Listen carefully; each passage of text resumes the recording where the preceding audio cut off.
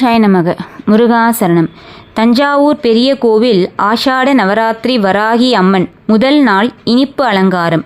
தஞ்சாவூர் ஸ்ரீ பெரியநாயகி சமேத ஸ்ரீ பெருவுடையார் திருக்கோவிலில் ஸ்ரீ வராகி அம்மனுக்கு 25/6/2025 இனிப்பு அலங்காரம், 26/6/2025 மஞ்சள் அலங்காரம், 27/6/2025 அன்று குங்கும அலங்காரம், 28/6/2025 அன்று சந்தன அலங்காரம், 29/6/2025 அன்று தேங்காய்பூ அலங்காரம், 30/6/2025 அன்று மாதுளை அலங்காரம், 1/7/2025 அன்று நவதானிய அலங்காரம், 2/7/2025 அன்று வெண்ணெய் அலங்காரம், 3/7/2025 அன்று காய்கறி அலங்காரம், 4/7/2025 அன்று பழங்கள் அலங்காரம், 5/7/2025 அன்று புஷ்ப அலங்காரம்.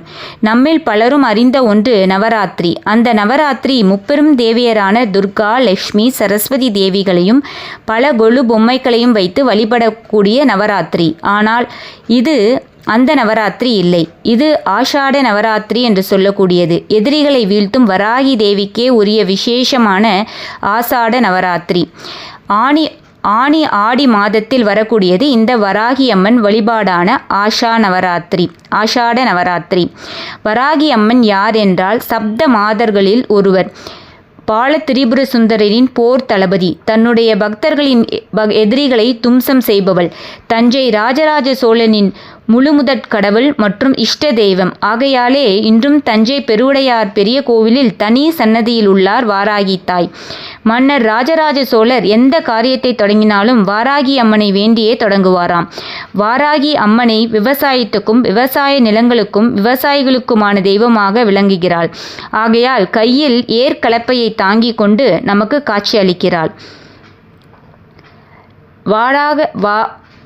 ஆஷாட நவராத்திரி 25/6/2025 முதல் 5/7/2025 வரை கொண்டாடப்படுகிறது. பூஜை முறை.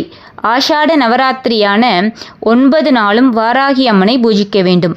வாராகி அம்மனின் சிலையோ அல்லது படமோ வாங்கி கொண்டு அதை பூஜை அறையில் ஒரு இடத்தில் பிரதிஷ்டை செய்ய வேண்டும். வாராகி அம்மனுக்கு பிடித்த நீல நிற அல்லது சிகப்பு நிறத்தில் இருக்கும் வஸ்திர துணி சாற்ற வேண்டும்.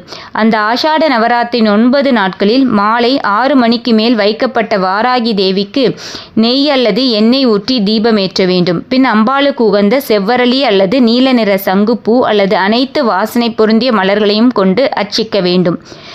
மகா வாராகி மூலமந்திரம். ஓம் க்ளீம் வாராகமுகி க்ரீம் சித்தி ஸ்வரூபிணி ஸ்ரீம் தன வசங்கரி தனம் வர்ஷய ஸ்வாகா.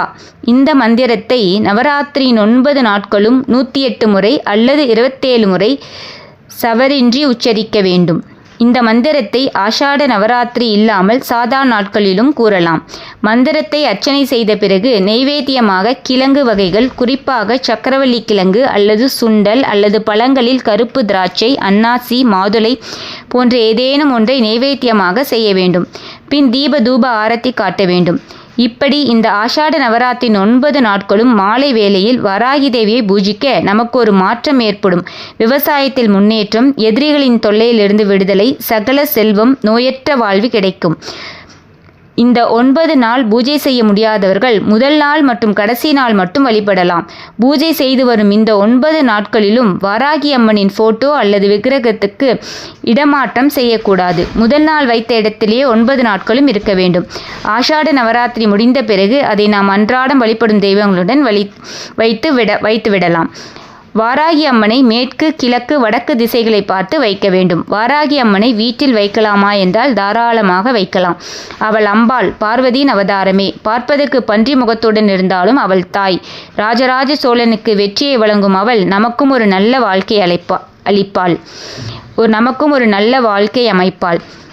அவளுக்கே உரிய விழாவான இந்த ஆஷாட நவராத்திரியில் அவளை வழிபடுவோம். அன்னையின் அருளில் ஆர்வம் கொண்டு நாம் தினமும் அவளின் திருப்பாதங்களை பற்றிக்கொள்வோம். இந்த பதிவு அனைவருக்கும் பயனுள்ளதாக இருக்கும் என்று நம்புகிறேன். இதை படித்ததோடு விட்டுவிடாமல் 4 பேருக்கு தெரியப்படுத்துங்கள். இந்த ஆஷாட நவராத்திரி தவறாது வராகி அம்மனை வழிபடுங்கள். நன்றி, வணக்கம். ஓம் நமோ வாராகி.